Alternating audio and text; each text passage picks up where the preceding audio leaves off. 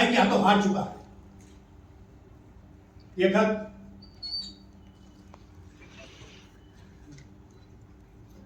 हम उसके चाचा नॉर्वे के सम्राट को भेज रहे हैं, जो कमजोर है, बीमार है और अपनी भतीजे की मंशा से बेखबर, कि उसे समझाएं, उसे रोकें और हो सके तो अपने राज्य से उसकी कोई भी मदद ना करे।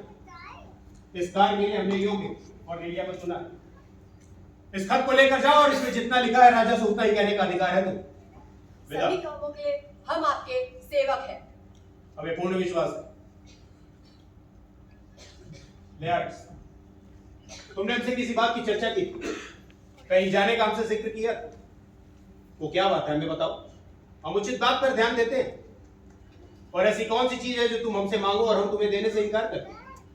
जो रिश्ता दिल और दिमाग का है, जो संबंध वचन और कर्मों का है, वही संबंध तुम्हारे पिता और डेनमार्क के राज सिंहासन का भी। तो बताओ तुम्हें क्या चाहिए?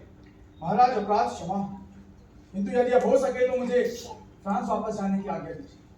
मैं महामहिम की ताजपोशी के अवसर पर बड़ी खुशी से आया, किंतु फ्रांस लौटने की मेरी अभिलाषा है। तुमने अपने पिता से अनुमति ले ली? मेरे महाराज, इसने मेरी अनुमति ले ली। इसके बार बार विनती करने पर तो इसने मुझे विवश ही कर दिया कि जाओ भाई, जैसी तुम्हारी इच्छा। महाराज, आपसे मेरी विनती है कि आप भी इसे अपनी अनुमति दे दे। अच्छा लेआर्ड्स, जाओ और अपनी जवानी के दिन खुशी से बिताओ, और हमें पूर्ण विश्वास है कि तुम अपने अच्छे कर्मों की वजह से सदा ही सुखी रहो। विदा। विदा। महाराज, आओ यार मेरे साथ।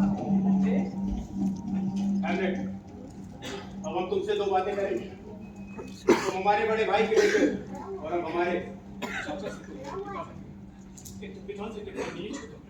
ये शोक की छाया अब तक तुम्हारे चेहरे पर, इसका क्या कारण है? नहीं सम्राट, मैं तो आपकी छत्र छाया करे रहता हूँ, मुझे किस बात का शोक? प्यारे हैं मातम के वस्त्र उतार दो, दिन देश पर दया दिखाओ। कब तक आंखों में आंसू भर यूं आंखें भर भर अपने पूज्य पिता को मिट्टी में कोचते रहो? तुम जानते हो, जो पैदा हुआ है उसे मरना पड़ता है। 2 दिन जगे, फिर अनंत निद्रा में सोए। सत्य ही है, और ऐसा ही तो होता है। यदि ऐसा है तो तुम इतने चिंतित क्यों लग रहे हो? लग रहे हैं नहीं माता, मैं कोई दिखावा नहीं कर। हो सकता है मेरे काले वस्त्र, आंखों में आंसू, मेरा चिंता से दबा हुआ ये चेहरा, ये चीजें दिखावा, लेकिन मेरे मन का दुख दिखावे से बहुत दूर है माता। हैमलेट, अपने पिता की मृत्यु पर शोक मनाना हर पुत्र के लिए उचित बात है, और सदा किसका पिता जीता है, लेकिन इस बात को दिल में बिठा लेना सदा के लिए, यह बात भी तो ठीक नहीं।